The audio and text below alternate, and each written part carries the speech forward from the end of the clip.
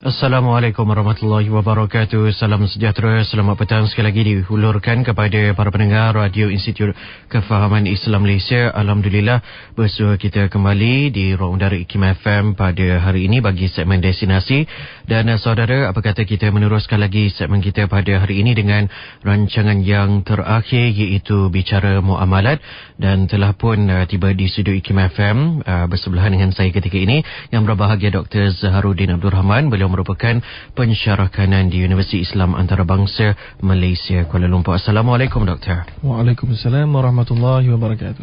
Baiklah, difahamkan topik perbincangan kita pada hari ini akan menyentuh tentang elemen gharar yang merosak kontrak. Dan sebelum itu, kepada para pendengar IKIM FM, insyaAllah bagi rancangan ini kami mempunyai sesi ruangan soal jawab bersama dengan tetamu undangan. InsyaAllah akan dijalankan setelah selesainya huraian daripada yang berbahagia doktor menerusi tajuk perbincangan yang telah dinyatakan sebentar tadi. Dan jika anda mempunyai sebarang persoalan ataupun pandangan berkenaan dengan topik perbincangan kita mengenai elemen gharar yang merosak kontrak, boleh mendal nombor talian kami 0362051500 ataupun ke laman Facebook kami, cariannya IKIM FM. InsyaAllah sesi ini akan dijalankan setelah selesainya huraian daripada yang berbahagia doktor. Baiklah, silakan doktor, saya serahkan seketika kepada doktor untuk menerangkan tajuk kita pada hari ini. Silakan. Bismillahirrahmanirrahim. Assalamualaikum warahmatullahi wabarakatuh. Alhamdulillahirabbil alamin. Nahmaduhu wa nasta'inuhu wa nastahdihi wa nastaghfiruh wa na'udzu billahi min syururi anfusina wa min sayyiati a'malina. May yahdihillahu fala mudilla lahu wa may yudlilhu fala hadiya lahu. Wa nashhadu an la ilaha illallah wa nashhadu anna Muhammadan abduhu wa rasuluhu, amma ba'd. Majlis terima kasih kepada saudara Mat Nazri dan seterusnya kepada seluruh rakan-rakan pendengar muslimin dan muslimat Radio IKIM FM yang dirahmati Allah sekalian. Syukur kepada Allah Subhanahu Wa Taala dapat kita bersama lagi pada petang ni, dan kita dah pun sedikit membincangkan dalam pertemuan minggu lepas berkenaan dengan gharar, iaitulah dari sudut definisinya. Lalu kalau kita ingin mengetahui secara ringkas semula, pada hari ini gharar itu adalah satu keadaan dalam muamalah yang mana menyebabkan hujung kontrak itu menjadi tidak tentu, sama ada dapat atau tidak dapat. Itu yang disebutkan sebagai ketidaktentuan. Kalau dalam bahasa Melayunya, gharar itu ketidaktentuan. Baik, jadi gharar ini kemudian dibincangkan oleh para ulama. Untuk makluman kita semua, dia ada dua jenis ataupun tiga jenis. Yang mana hanya satu jenis sahaja yang kalau ada dalam kontrak kita, sama ada kontrak nikah ataupun kontrak jual beli, ataupun kontrak sewaan ataupun kontrak pelaburan, semuanya itu akan menyebabkan berlakunya pembatalan kontrak itu daripada pandangan Islam. Kesan dia yang bahayanya, tuan-tuan dan puan-puan, ya, bila mana batal je kontrak itu pada pandangan Islam, maka dia bermakna kita termasuk di dalam kategori yang makan harta sesama kita secara batil. Itu yang pertama, maknanya berdosa lah. Al-athim maknanya, iaitulah artinya berdosa. Yang manakala orang yang mendapat harta daripada cara ini juga, kalau ikut daripada hukum dia, maka dia akan menyebabkan pendapatan dia tidak sah, pemilikan dia tidak sah. Kalau dia beli sesuatu, pemilikan itu tidak sah. Bayangkan betapa masalahnya pemilikan yang tidak sah ini pula. Nabi telah pun menyatakan, la yahillu li muslim an ya'khudha akhihi an ya'khudha 'asa akhihi bi ghairi tibi nafsihi. Iaitulah tidak halal, Nabi kata, bagi seseorang mengambil sesuatu hak orang lain, antara contohnya tongkat, tanpa keredaan dan konsen daripada pihak yang kedua, ya. Maka oleh kerana itu tidak halal itu akan berganda-ganda. Baik, kemudian dia akan jadi masalah lagi bila mana kita tanpa kita sedari bahawa kita punya pemilikan itu tidak sah, kita jual pula ke orang lain, kita sewa pula. Apakah hukum kita sewa benda, kita sewakan dan kita jual benda yang tidak di dalam pemilikan kita? Maka Nabi kata, la tabi' ma laysa indak, jangan kamu jual satu perkara yang bukan di dalam pemilikan kamu. Jadi menjual sesuatu dan tidak memilikan itu menyebabkan berganda-ganda lagi masalah itu, menjadikan dia domino effect punya masalah, dan daripada mikro dia akan jadi membawa kepada makro kesan dia, kepada makro menjadikan masalah kepada sistem ekonomi di dalam sesebuah negara. Baik, jadi kita nak pergi kepada yang 3 jenis tadi. Yang jenis yang pertama dinamakan gharar kathir, iaitu ataupun gharar fahish, gharar ketidaktentuan yang besar. Yang kedua, ketidaktentuan yang sederhana. Yang ketiga, ketidaktentuan yang kecil. Yang besar itu iaitulah, kita akan ceritakan kejap lagi ciri-ciri dia di mana. Yang sederhana itu, yang kecil tu pula bagaimana? Yang kecil itu adalah contoh dia, kita menjual sesuatu tanah dan kita tidak pasti dalam tanah tu ada apa. Mungkin dalam tanah itu ada benda-benda logam yang berharga, ataupun ada benda-benda yang boleh batunya banyak menyebabkan kita tak boleh nak buat rumah dengan baik, ataupun ada bawah tanah itu ada lembik tanahnya dan susah nak buat bangunan. Semua itu adalah gharar-gharar yang dikatakan sebagai gharar kecil. Baik, iaitulah juga, samalah juga macam kita dah sebutkan dalam minggu lepas, kita jual satu barang dalam tin yang mana kita boleh ada peluang untuk menukarkannya kembali. Baik, ada pun gharar yang sederhana, iaitulah sebagai contohnya, kita menjual rumah tanpa melihat kepada tiang-tiangnya. Sebab kita anggap tiang-tiangnya sudah okey, kita tak tengoklah sepijik tiang dia, tengok pula dia punya besi-besi dia, mungkin mana boleh nak tengok Jadi itu gharar yang sederhana, yang mana ia juga tidak merosakkan akad. Baik, kemudian gharar yang besar ini, gharar yang besar ini boleh merosakkan akad. Baik, kita bagi contoh terlebih dahulu. Sebagai contohnya, menjual buah-buahan sebelum muncul buah tu. Contohnya, saya ada pokok-pokok rambutan, belum berbuah pun pokok rambutan tu, saya dah jual dah. Tapi kalau saya jual sewaktu pokok itu dah berbuah, buah dia dah hampir masak, dah hijau-hijau tu, dah ujung-ujung hijau, maka itu gharar juga. Gharar mutawasit namanya, gharar yang sederhana, maka itu tidak merosakkan akad. Yang merosakkan akadnya iaitulah menjual yang belum keluar langsung buahnya, qabla zuhurihi disebutkan. Ataupun kita menyewakan. Ini pun ada juga pelajar-pelajar kita di luar negara, setakat pengalaman saya, khususnya di negara Arab yang tak begitu tersusun kehidupan sebahagian besar di antara mereka, yang mana saya ada pengalaman bersama-sama dengan rakan-rakan di Jordan dahulu. Ada di antara pelajar Malaysia kita pergi ke Jordan, dapat sewa rumah, tak ada kontrak bertulis. Tidak ada kontrak bertulis. Menyebabkan diingatkan, baguslah tuan rumah ni mudah. Rupanya bukan mudah. Beberapa bulan selepas itu tuan rumah datang pada waktu malam, halau mereka keluar. Macam mana mereka nak mempertahankan hak mereka? Tak boleh, sebab tak ada kontrak. Bila tak ada kontrak, maka penyewa boleh buat apa saja kepada penyewa, pemberi sewa boleh buat apa saja kepada penyewa, maka menyebabkan berlakunya pergaduhan, ketidaksefahaman dan juga quarrel yang menyebabkan tidak elok berlaku perbincangan di situ. Baik, demikian juga macam ada sebahagian di antara kita yang konon-kononnya kawan, konon-kononnya kawan. Aku melaburkan kau lah, kau kan kawan aku, nak perlu tulis apa-apa? Tak, kawan takkan nak tulis. Sebab itulah punya pasalnya menjadi gharar. Demikian juga kalau hutang, aku kawan-kawan minta hutang, aku nak pinjam, buat hutang, nak pinjam duit ni, kita pun beri hutang. Boleh nak tulis, boleh sign sikit ke? Kau tak percaya kat aku? Dia pun mulalah menimbulkan, aku percaya dia tak tulis, kita ingat dia insyaAllah. Jangan tak boleh gitu. Dia kena tulis, sebab itu akan berlakunya gharar. Gharar itu bukan sahaja kerana dia tak amanah, kemungkinan dia tak amanah, tapi mungkin juga dia meninggal dunia. Kalau dia meninggal dunia, macam mana ahli keluarga dia nak tahu?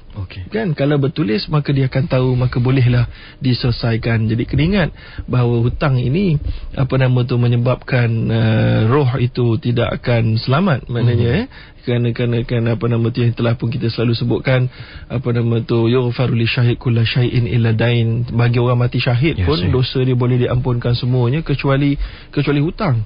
Baik, jadi itu adalah contoh-contoh semasa yang kita nak beri dalam bentuk gharar yang besar tanpa melihat kepada bahagian mana. Baik, sekarang kita pergi kepada lebih teliti. Apakah dia syarat-syarat gharar yang besar ini yang merosakkan akad? Yang merosakkan akad. Yang pertama sekali, gharar itu mestilah berlaku di dalam akad pertukaran harta. Maknanya pertukaran harta ni begini, akad dia akad jual beli.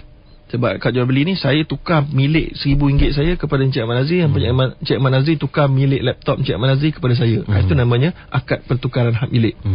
Yang kedua, pertukaran hak milik dari sudut sewaan. Sewaan, saya pemilik rumah ini dan manfaat rumah saya tukar bagi tempoh tertentu pemilikan benefit rumah itu tersebut kepada penyewa. Maka itu juga boleh berlaku gharar kat situ.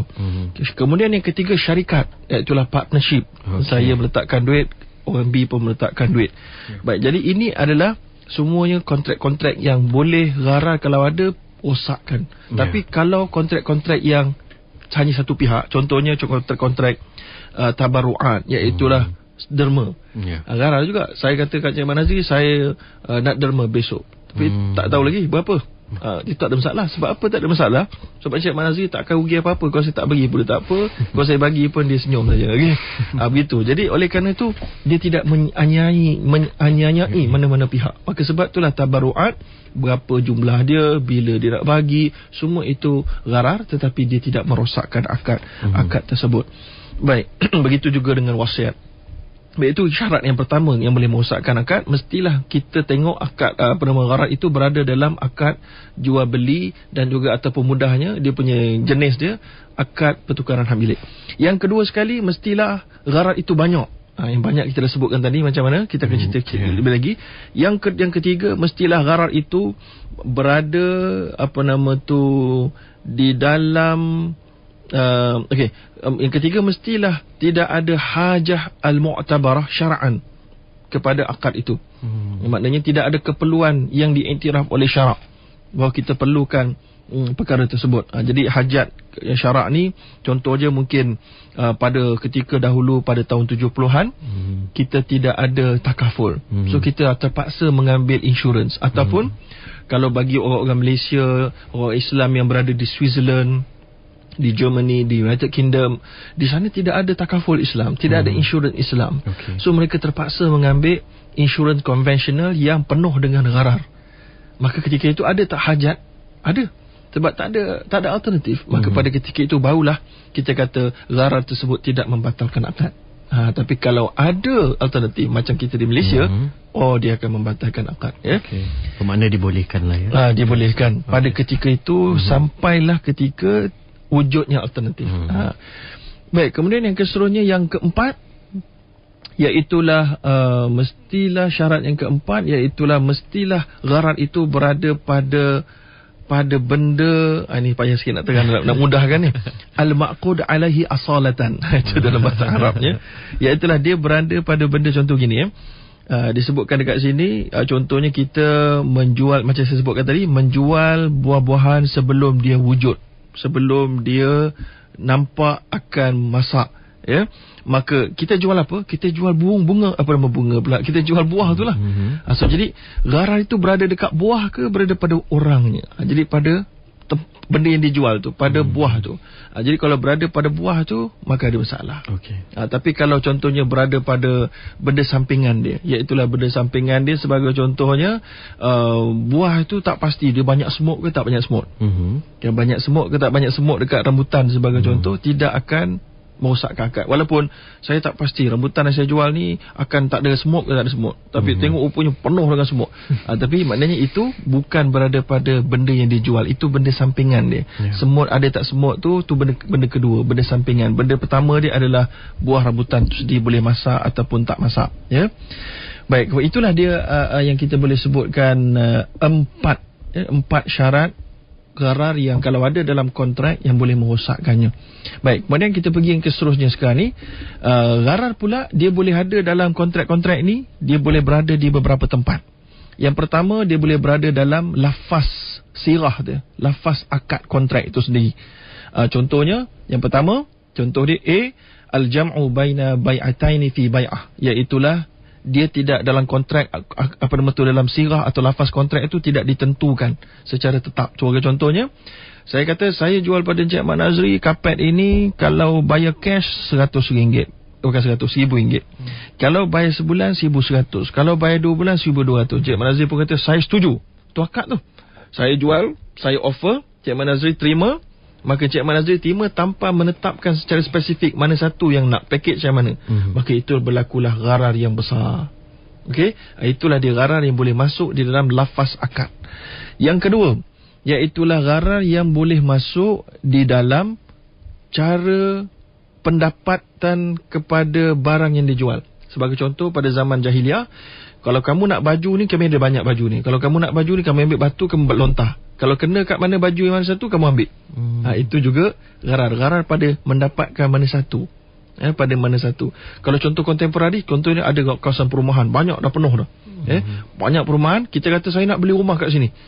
Tu token tu kata, belum tahulah, saya ada 2, 3, 4 cawangan lagi. Dia kata, saya pun tak tahu mana yang dah booking, mana yang belum booking. Tapi katalah kita keen, kita nak beli juga. Kita kata, saya nak beli juga. Kalau gitu, token tu kata, tak apa, kalau ada nanti saya bagi kat mana-mana. Kita tu saya setuju. Kita setuju, tapi rumah tu kita pun tak pasti kat mana yang kosong. Kita mentam saja, tak apalah, saya setujulah. Jadi itu juga akan berlaku masalah gharar yang besar. Ya. Kemudian yang seterusnya, iaitulah berlaku apabila, yang ketiga, yang berlaku apabila tidak ditentukan secara spesifik ataupun spesifikasi barang itu.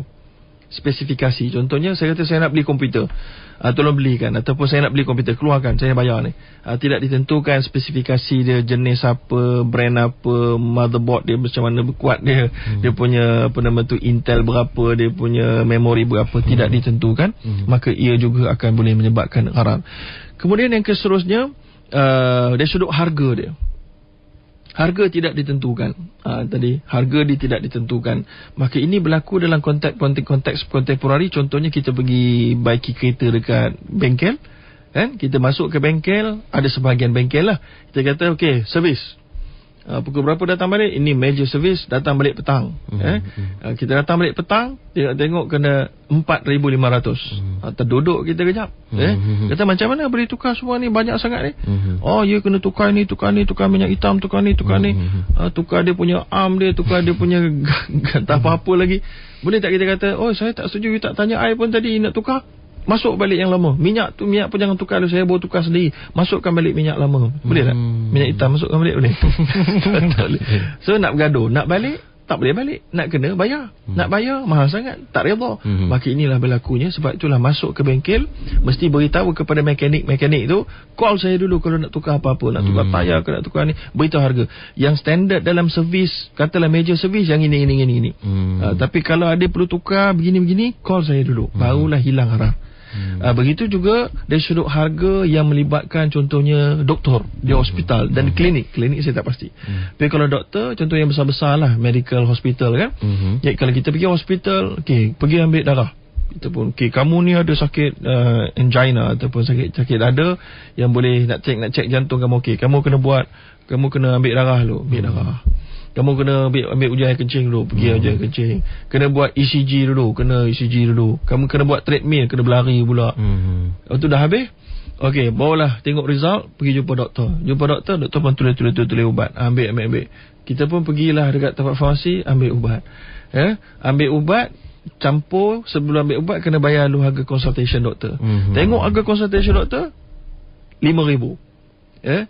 Katalah 5,000. Sebab setiap satu darah punya ujian ada kos.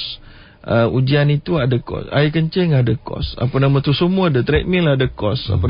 So tidak diberitahu in upfront.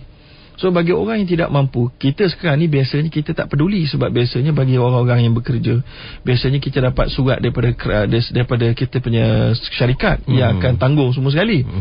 Jadi kita pun sama-sama gharar lah. Kita pun tak ambil tahulah sebab syarikat dah sponsor habis. Tapi kalau biasanya kalau kita pergi sendiri, maka tak boleh lah. Kita tak boleh, kita kena tahu. Tapi biasanya doktor tidak akan beritahu. So para doktor yang mendengar di luar sana, kalau anda ada kuasa, tolonglah beritahu kepada orang-orang yang di luar ni, walaupun dia tu ambil surat guarantee letter daripada syarikat, mencari tanggungjawab kita nak beritahu. Malah kalau di klinik, kita tak ada beri pilihan pun. Doktor kata, kamu ni perlukan ubat ni, aspirin, campur ni, ambil. Jadi kita tak tahu pun harga dia berapa. Tengok, mahalnya ubat ni. Ada pilihan tak? Doktor kata tak tanya. Kalau tanya, saya ada ubat yang murah sikit. Kan? Jadi kita kena tanya, tuan-tuan. Barulah amanah tadi ni. Jadi doktor ke sebagainya ke, mekanik ke, mereka ini semua termasuklah lawyer. Lawyer pun sama juga, dia buat tolong untuk rumah kita. Kau saya tak beritahu, tak apalah nanti sikit je saya ambil, sikit je, sikit apa kan. Jadi itu tanggungjawab pengguna ataupun Keduanya sekali. Kedua-duanya kita berhak untuk bertanya, dan yang menawarkan servis itu mestilah memberitahu. Begitu juga dengan trainer, begitu juga dengan penceramah. Jadi penceramah motivasi panggil senyap, tak ada penceramah pun malu nak beritahu harga saya adalah sebanyak sekian-sekian. Orang kata penceramah ni mata duitan kering-kering betul lah kan. Malu pula dia. So dia pun malu, orang pun tak beritahu. Lala dia punya travel semua sekali katalah dia travel, dia pergi naik semua, dia pergi terpaksa sewa penginapan, balik dapat sikit, dia pun rasa tak puas hati. So jadi garang. Mungkin dia tidak ungkit lah, tapi mungkin dia garang. So sebab itulah kita kena transparent, tuan-tuan. Transparent. So oleh kerana itu, kalau nak charity, cakap saya nak jemput ni based on charity, tak bayar apa-apa. Lain kali jemput ceramah, jemput apa ceramah motivasi ke, jemput ceramah jutawan ke, apa jenis ceramah sekalipun ataupun trainer untuk training komputer ke, training gunakan alat-alat ke apa-apa. Beritahu awal dan surat, kami hanya mampu menyediakan bayaran ke profesional sebanyak begini. Habis itu barulah tak ada garang. Hari ni banyak garang keling pinggang. Ustaz-ustaz pun garang belagak. Sebab mereka pun malu nak bertanya dan seumpamanya. So jadi ini semuanya garang dari sudut harga yang banyak sangat berlaku hari ini. Tapi orang banyaknya pendam di dalam hati, menjadi berbarat, menjadi dendam dan seumpamanya. So jadi itu. Tapi kalau dalam urusan perniagaan doktor, kalau kita tengok kafe atau restoran, dia akan tertera service charge berapa dan sebagainya. Betul. Yang itu yang kita nak. Ada orang tanya pula begitu juga makan dekat kedai nasi campur waktu tengah hari. Jadi tak ada tulis sini kalau ambil ini banyak sayur banyak ni 20 sen. Tak ada, kita dah letak semua, begitu tunjuk kat dia, ini RM8 je. RM8. Saya tak naklah daging ni, turun balik lah. Boleh? Nak turun balik tak boleh lah, tuan-tuan, ada campur nasi. So nak turun balik tak jadi. So ketika itu apa nak buat? Ketika itu garan mutawasit. Garan yang sederhana kalau kat tempat makan. Sebab apa? Sebab biasanya tempat makan dia tak akan lebih lah sampai, tak adalah satu pinggan tu ada tak sampai satu pinggan sampai RM1,000 tak ada kan. Kalau makan emas tu ada lah kot. Kalau makan tongkat ali campur olive oil pun tak sampai lah RM1,000 kan? Durian batu pun tak sampai lah RM1,000 kan? Durian mah, durian tembaga. Maka oleh kerana itu, sebab itu dia punya harga dia tak begitu besar, jadi dia punya quarrel itu tak begitu ganas lah. Naturally.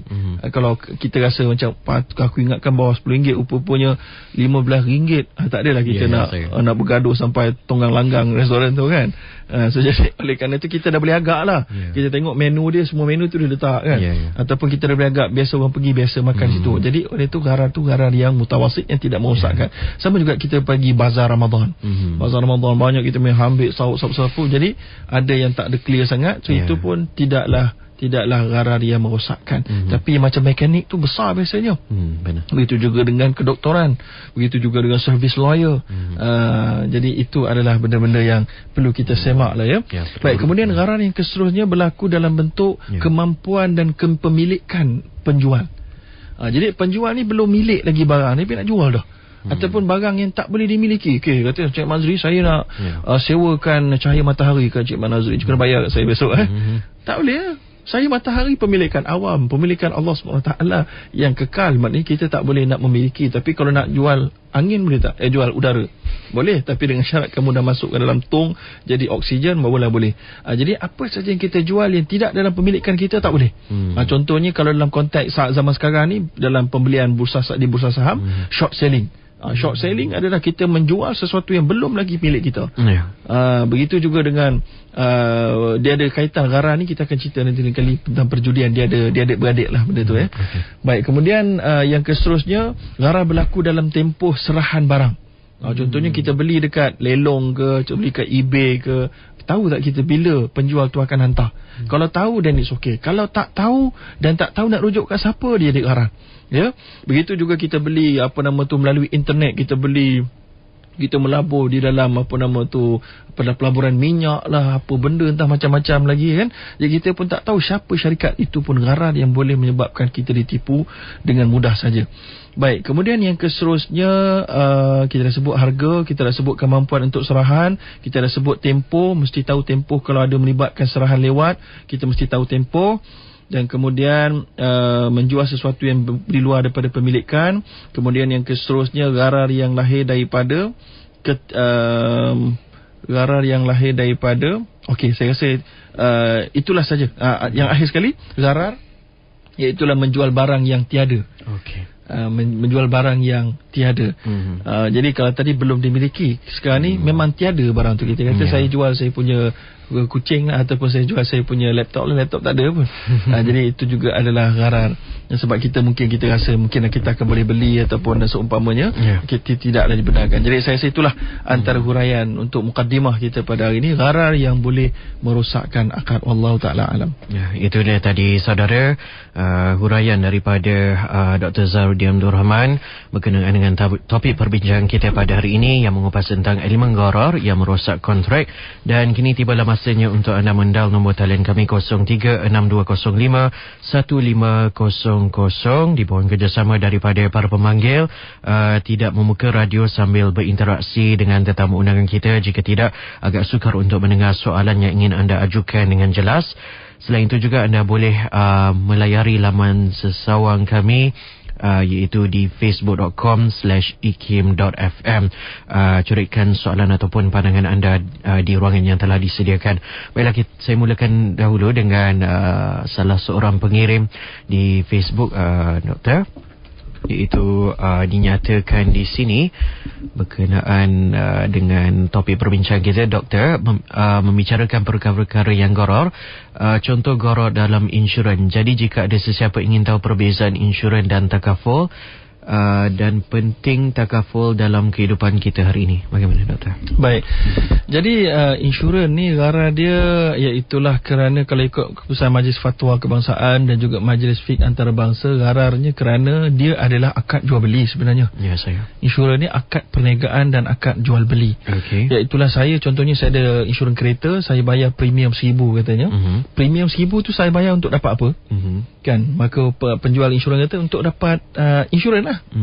Insurans polisi. Kalau ada kemalangan, kami akan bayar. Jadi kalau tak ada kemalangan, kami tak akan bayar. Tapi kalau tak ada kemalangan, duit akan hangus. Betul tak? Hangus. Jadi surplus itu, kalau ada duit lebih kerana tidak ada claim, maka akan jadi milik syarikat. Tak ada satu sen pun akan diberikan kepada pelanggan. Maka maknanya kita bayar, kita tak pasti kita akan dapat atau tak dapat, kan gharar tu.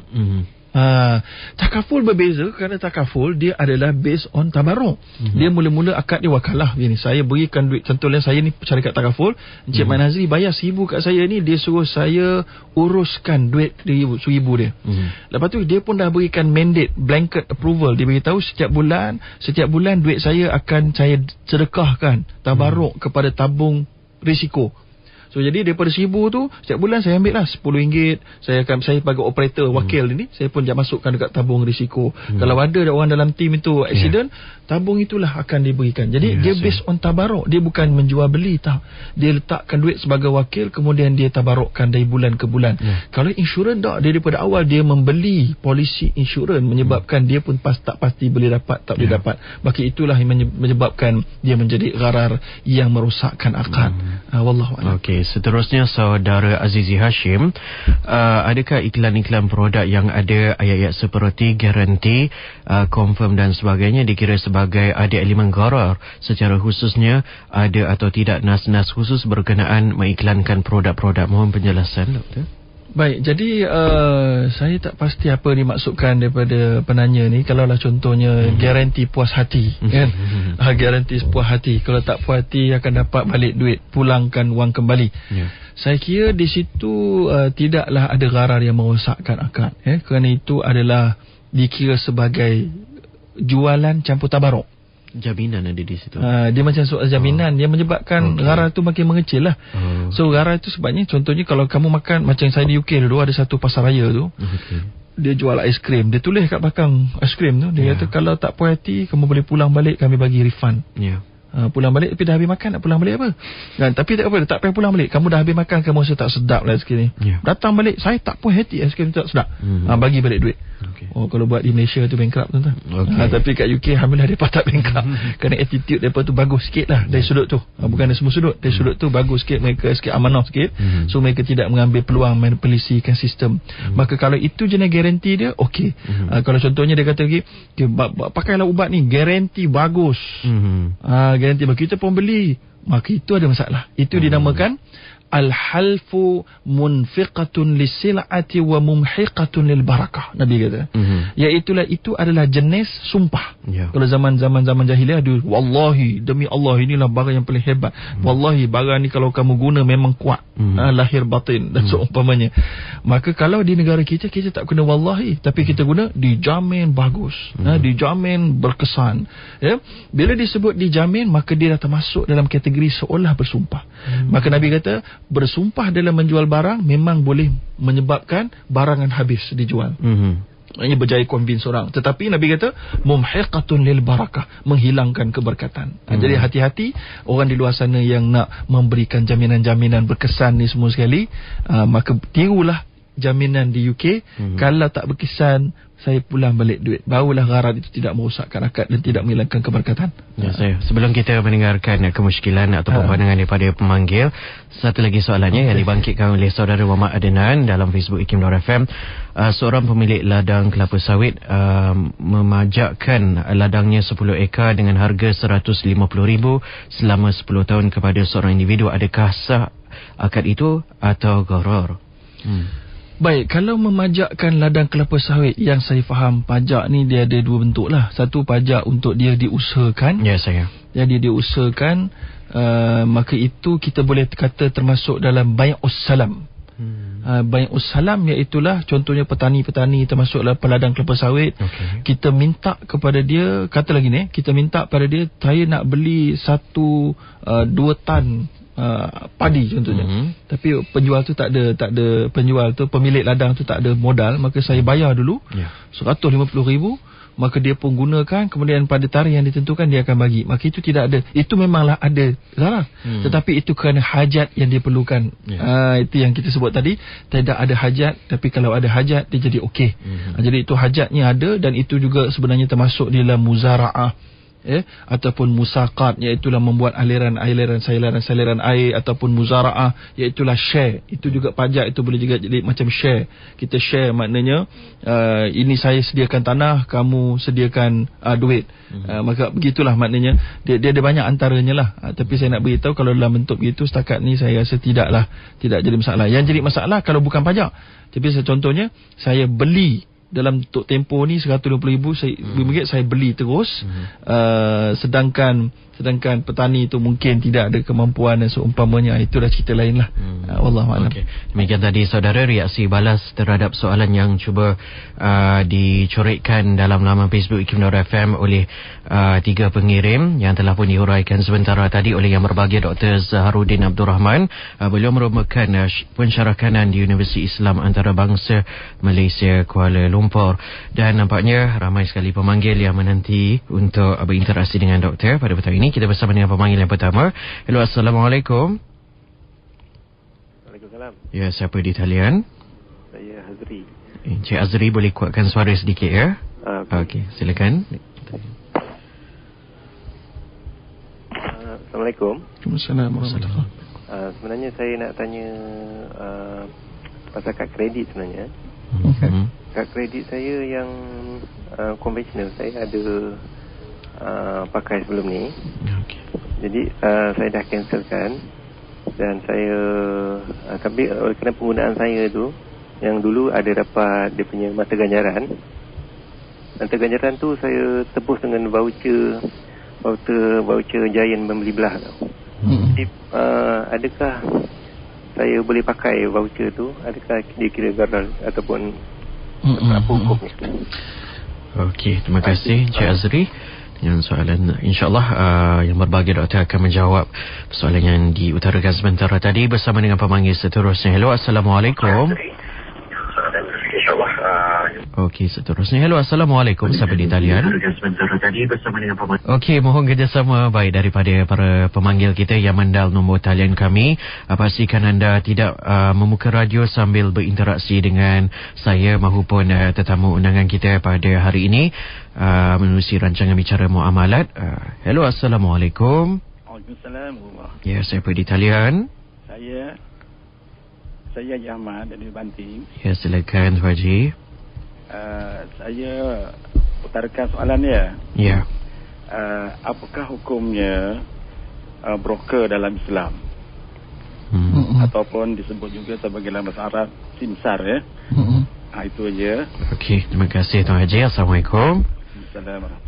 Okey, seorang lagi pemanggil sebelum kita mendapat reaksi balas daripada Dr. Zarudin. Hello, Assalamualaikum. Assalamualaikum, Radio Ikim Ya, Radio Ikim FM. Siapa di talian? Saya nak ajukan soalan boleh tak? Siapa di talian sebelum tu, Puan? Saya Puan Dina. Puan Dina, dari mana, Puan? Dari Selayang. Okey, silakan. Silakan, Puan. Hello. Ya, teruskan. Macam ni, saya nak tanya tentang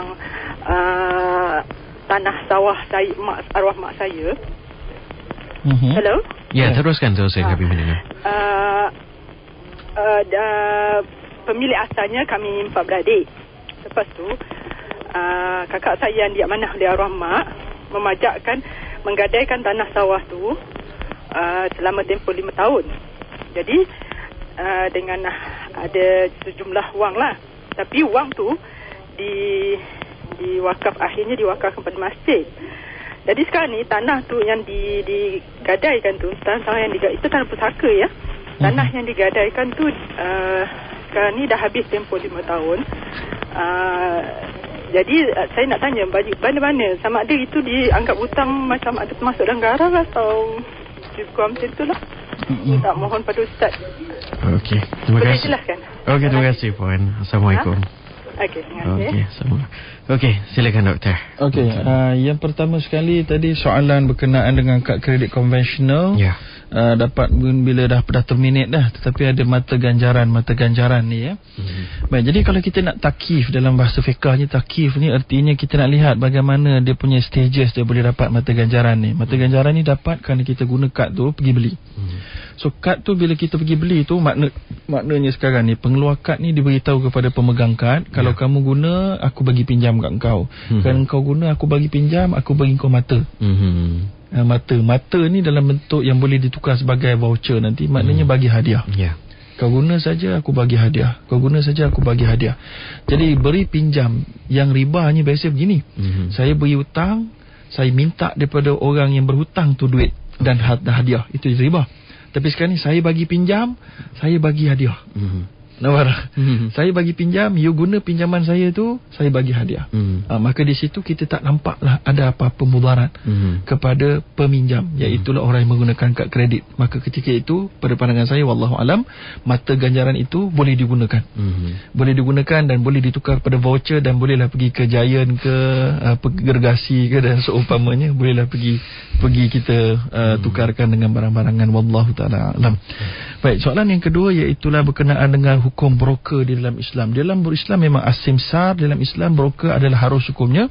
Kerana simsar itu dari sudut takif fiqhinya, dia adalah wakil. Dia adalah wakil. Dan wakil memang disepakati oleh para ulama, wakil ni adanya dinamakan al-wakalah bil ujur. Iaitulah wakil yang melakukan tugasnya dengan upah. Wakil dengan upah ni hukumnya harus. Maka simsar tadi ni, broker ataupun matchmaker, adalah berfungsi menggunakan kebijaksanaan dia untuk menasihati orang yang nak beli saham. Maka dia gunakan, dia maknanya dia memberikan servis. Servis itu yang menjadikan dia layak untuk mendapat upah. Maka oleh kerana itu simsar telah disebutkan oleh Majlis Fiqh Antarabangsa dan juga oleh saya rasa hampir semua lah ulama, majoriti ulama sekarang ni mengatakan asimsar adalah diharuskan. Wallahu alam. Yang ketiga yang tadi sama juga soalan macam apa kelapa sawit tadi, tanah sawah, tapi masalah sekarang ni telah digadaikan. Dia lain sikit, pajak lain dengan gadai, tak salah saya. Kalau pajak ni maknanya kita nak mengusahakannya, setakat faham saya lah, saya tak tengok pula, sempat tengok Kamar Dewan tu ya. Tapi kalau setakat faham saya, gadai ni lain cerita. Gadai ni maknanya kita dapat duit daripada dia sebagai hutang, duit tu sebagai hutang. Ataupun gadai ni maksud dia kita ada hutang dengan orang tu, maka kita letakkan tanah itu sebagai tanda kita akan mampu bayar hutang. Itu gadai. Tapi kalau pajak ni mungkin kita macam pajak ar-rahnu tu lah. Kita letak untuk kita dapat sesuatu duit, kemudian duit itu kalau kita berjaya bayar balik, kita akan dapat balik tanah kita. Kalau tak, kita dapat. Tapi disebutkan tadi, duit ni yang dapat ni pula diberi pada wakaf masjid. Saya tak faham tu. Saya tak faham kat situ lah. Tanah ni tanah wakaf ke atau macam mana ni, ataupun adik-beradik yang waris-waris ni semua sepakat nak jadikan dia wakaf untuk si mati. untuk disebutkan tadi mati ke? Saya pun terlupa dah. Untuk si mati, maka memang confirm dapat pahala lah kepada si mati. Tapi sekarang ni dia katakan dah masuk 5 tahun, katalah tak mampu nak bayar, apa nak buat? Maka tanah tu habis lah. Itu kalau gadai, tanah tu habis. Sebab dia tidak ditentukan dekat sini, maknanya pada 5 tahun maka akan dia diberikan hasil dan supaya tidak ada. So jadi dia, gambaran tu saya nak kena tahu dengan lebih jelas lagi untuk membolehkan dia berikan pandangan. Wallahu ta'ala alam. Ustaz, doktor, dalam bidang ekonomi ada satu istilah gadai janji. Apa yang dimaksudkan dengan gadai janji? Gadai janji. Gadai janji itu wallahu a'lam. Saya tak pasti dia melalui dewan. Tetapi kalau gadai janji itu samalah kita gadai dengan kita janji untuk menebus balik dan untuk kita dapat balik kita punya aset. Maknanya pemegang barangan gadai itu dia akan foresee dia akan dapat balik dia punya duit. Dan dia akan pulang balik barang gadaian tersebut. Sebab itulah dia tidak akan menggunakan barangan gadaian tersebut sepatutnya. Wallahualam. Okey. Bila kita bersama-sama dengan pemanggil seterusnya, bagi anda yang baru saja membuka radio, ini adalah rancangan Bicara Muamalat yang mengupas tentang permasalahan ekonomi Islam, disiarkan setiap Rabu dalam segmen Destinasi pada pukul 5 petang. Siaran ulangannya pula anda dapat ikuti setiap Khamis pada pukul 3 pagi dan juga pada hari Sabtu 7 pagi. Dan beralih pula ke pemanggil yang seterusnya. Sebelum itu dipohon kepada para pemanggil untuk tidak membuka radio ataupun mendengar radio sambil berinteraksi dengan tetamu undangan kita. Jika tidak, agak sukar untuk mendengar suara anda dengan jelas. Hello, Assalamualaikum. Waalaikumsalam warahmatullahi wabarakatuh. Saya di talian. Saya cakap dengan Dr. Zahruddin. Saya Raizan dari Melaka. Silakan. Okey. Begini, yang pertama saya nak tanya, saya dapat anugerah dari dekat area Muar, yang mana tanah tu sebelumnya dah diteroka oleh seseorang, tapi tanah tu tanah kerajaan lah, tapi dia teroka, maksudnya tanah yang macam kira tanah haram lah. Jadi sekarang ni kemudian tanah tu kerajaan tu ambil balik daripada tanah yang peneroka yang teroka tu, kemudian dia bagi pula dekat saya. So saya diarahkan untuk bayarkan premium. Jadi kita dah bayarlah 700 lebih. Kemudian sekarang ni kita cuma tengah tunggu hak milik lah untuk diberikan kepada kita. Premium ni soalan membeli lah. Jadi sekarang ni soalan saya, boleh tak saya menjual tanah tu, sebab cadangnya saya nak dapatkan hasil jualan tu untuk bayar saya punya hutang perniagaan nama saya yang tak berapa percaya lah. Okey. Yang satu lagi boleh tak, Dok? Ya, silakan. Teruskan. Okey, yang kedua ni yang baru-baru ni kira masalah pasal tanah orang tua saya, Perda Global, nak ambil untuk masukkan dalam bursa saham. Cuma saya nak pastikan duit daripada kira yang kerajaan war-war sebagai durian runtuh tu, kira boleh kita ambil, ada atau sah ataupun tak sah. Itu saya nak tahu. Okey. Terima kasih. Okey, itu saja. Terima kasih. Okay. Waalaikumsalam warahmatullahi wabarakatuh. Pemanggil berikutnya. Hello, Assalamualaikum. Ya, salam. Ya, siapa di talian?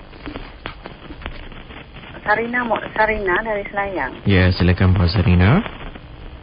Ya. Macam ni saya ada nak tanya mengenai apa tu, jualan yang belum dimiliki. Teruskan. Ya, teruskan. Sebab macam ni, boleh ke? Oh, sayang sekali ya. Bersama dengan pemanggil seterusnya yang menanti di talian. Hello, Assalamualaikum. Siapa di talian? Kim ke? Ya, IKIM FM. Saya Abdul Rahman sini. Saya nak tanya soalan. Ya, silakan. Berkaitan dengan, contohnya saya bekerja dengan syarikat, yang mana syarikat tersebut melakukan pinjaman kapital dia secara tidak Islam lah. Jadi adakah saya dikatakan terlibat juga dalam istilah riba tersebut jika saya bekerja di sana? Itu yang pertama. Yang keduanya, kalau saya bekerja sebagai seorang konsultan atau juruperunding ataupun auditor dengan sebuah syarikat yang melakukan auditing kepada contohnya bank yang konvensional yang melakukan riba dan sebagainya, adakah saya terlibat dalam kata riba yang sebenarnya. Sekian. Okey, terima kasih Encik Abdul Rahman atas soalan yang telah diajukan sebentar tadi. Saudara, mandakan masa begitu terhad, sesi ruangan soal jawab telah pun berakhir. Untuk itu diucapkan terima kasih kepada beberapa pemanggil yang telah menghubungi kami sebentar tadi, juga anda yang sempat melayangkan kiriman soalan anda ke laman Facebook iaitu di ikim.fm. Baiklah, saya serahkan seketika kepada doktor untuk memberi reaksi balas. Okey, yang pertama sekali tadi adalah berkenaan dapat anugerah tanah yang mana tanah ni pada asalnya diterokai ataupun dicerobohi lah, bukan terokai, oleh orang secara haram, tanah kerajaan. Kemudian kerajaan rampas dan kemudian kerajaan offer kepada beberapa orang mungkin, dan yang bertanya ni dapat terpilih untuk membelinya. Setakat yang saya faham, premium tadi tu maksudnya dia belilah 700 tu 700 ribu lah rasanya, beli tanah itu. Dan kemudian sekarang ni ditanya nak jualkan halal ke tidak halal. Jadi pada pandangan saya tidak ada masalah, kerana kerajaan di sini membuat apa dalam bidang kuasanya, tasarruful ra'i, tasarruful imam manutun bil maslahah. Dalam kaedah fiqahnya, imam punya ataupun pemerintah punya perbuatan sepatutnya adalah berdasarkan kepada kepentingan awam. Maka tanah itu tanah awam, tak boleh sesiapa masuk tiba-tiba, maka oleh kerana itu kerajaan layak untuk merampasnya. Begitu juga dengan barang-barang rampasan daripada custom, jadi custom merampas kerana tak cukup apa-apa yang penting, tak cukup dokumen, dan ada penipuan-penipuan yang tak lepas oleh custom. Maka custom ambil dan custom jual secara rawak dan lelong, maka kita harus untuk membelinya dan halal untuk kita jualnya. Jadi itu jawapan saya lah, wallahu alam. Soalan yang kedua, tanah orang tua iaitulah dan Felda Global Ventures nak ambil dan duit runtuh, adakah duit tu adalah halal? Jadi kalau saya pun tidak ada maklumat lanjut yang lengkap, tapi kalaulah sepaham saya, katalah kalau kerajaan seolah-olah membeli tanah-tanah orang Felda ini, saya tak boleh jawab jelas lah sebab saya tak tahu apa dia punya betul-betul detail dia. Tapi katalah dia membeli tanah orang kampung dan dia bayar, itu duit bayaran itulah dia menyedulkan untuk, maka itu adalah haruslah. Tapi kalau cara lain tu wallahu alam. Baik, kemudian yang ketiga daripada Puan Sarina daripada Selayang, iaitulah jualan yang belum dimiliki. Oh, tadi terputus tadi okay. Kemudian yang seterusnya iaitulah syarikat pinjam kapital yang tidak secara Islam. Ya, saya. Baik, jadi syarikat yang bercampur kapitalnya daripada yang halal dan yang haram ini, para ulama' dah bincang, maka para ulama' pun mengatakan antaranya boleh rujuk dalam kitab Imam Syaukani dalam Sailul Jarar, Imam Ghazali pun dah huraikan, yang mana dalam kitab Bada'i As-Sana'i antaranya disebutkan jawazu ta'amul ma'a man kana al-ghalibu amwalihi halalan, iaitulah harus untuk kita berjual beli dengan satu syarikat yang ghalib hartanya halal. Jadi kalau ghalib kapital tu datang daripada halal, contohnya datang daripada kerajaan contohnya, ataupun boleh. Dan begitu juga kalau masih ada yang halal, maka itu pun masih lagi boleh untuk kerja dengan dia, malah kita nak membeli saham dia pun harus, Tetapi kalau confirm 100% kapitalnya haram belaka, maka pada ketika itu barulah kita tidak sewajarnya untuk membeli saham dia. Tapi kalau kita nak bekerja di dalam syarikat itu, boleh tak? Kita bekerja dalam syarikat itu ada khilaf di kalangan ulama. Ia bergantung kepada kerja kita. Kalau kerja kita itu adalah halal, modal kapital orang atas itu terpulang kat dia. Itu bukan disebutkan dalam satu hadis maknanya satu athar, seorang sahabat dia nak pergi rumah seorang sahabat ni ada harta haram banyak. Dia kata boleh tak aku makan? Maka Ibnu Mas'ud kata boleh makan, wa wizruhu alai, dan dosa mendapatkan makanan itu semuanya dia punya pasal. Jadi macam bos-bos yang dapat kapital ni, dia punya pasal lah. Kamu kerja dalam tu, kamu kerja secara halal, tugas kamu betul, maka tidak ada masalah. Baik, kemudian yang seterusnya iaitulah juru perunding, auditing di bank konvensional. Adakah yuran-yuran dia adalah diharuskan? Kalau auditing kerja dia taklah melibatkan riba, dia tengok ada tak akaun dia betul tak betul, maka dekat situ kita boleh kata penglibatan dia adalah indirect, maka masih lagi kita kata haruslah. Tetapi mungkin ada syubah-syubah, ada kalau melihat sebanyak mana yang mereka mengkaji dari sudut pinjaman-pinjaman dan mereka cadangkan pinjaman ni patutnya ke mungkin ambil banyak sikit riba ni, contohnya. Pada ketika itu mungkinlah ada beberapa portion di antara pendapatan dia itu dikatakan syubhah ataupun haram. Wallahu alam. Ya. Dan sebagai melengkapkan rancangan kita pada hari ini doktor, mungkin sedikit kesimpulan. Baik, sedikit kesimpulan yang saya nak beri sekali lagi dalam bab gharar ini, sebenarnya dosa dia ataupun dia punya ni telah pun disebutkan oleh Nabi SAW, yang mana Nabi mengatakan ataupun dalam hadis Nabi, iaitulah nahan Nabi SAW an bai'il husa wa an bai'il gharar. Nabi melarang daripada kita semua terlibat dalam pembelian secara lontaran ni pada zaman jahiliah ni, lontar, dan juga jualan yang ada terkandungnya gharar, dan juga kemudian digabungkan dalil-dalil yang lain, iaitulah la tabi' ma laysa indak. Kemudian Nabi juga melarang bai' ma lam yuqbad, iaitulah menjual satu perkara yang belum kamu pegang. Maka ketika itu dia diharamkan. Maka itulah saja saya kira dapat kita sama-sama kongsi. InsyaAllah kita sambung pada minggu hadapan jika ada rezeki dan ada umur yang panjang. Wallahu a'lam. Ya, syukran jazilan. Terima kasih doktor atas kesediaan doktor bersama-sama dengan para pendengar Kim FM bagi rancangan Bicara Muamalat ini. Dan terima kasih juga kepada para pendengar Kim FM yang sudi mengikuti rancangan ini dari awal hingga akhir. Dan sekali lagi dimaklumkan kepada para pendengar, siaran ini akan diulang siar esok pada pukul 3 pagi dan juga pada hari Sabtu pada pukul 7 pagi. Sekian saja daripada saya, Ahmad Nazri Muhammad Yusof. Wabillahi taufiq wa hidayah. Wassalamualaikum warahmatullahi wabarakatuh.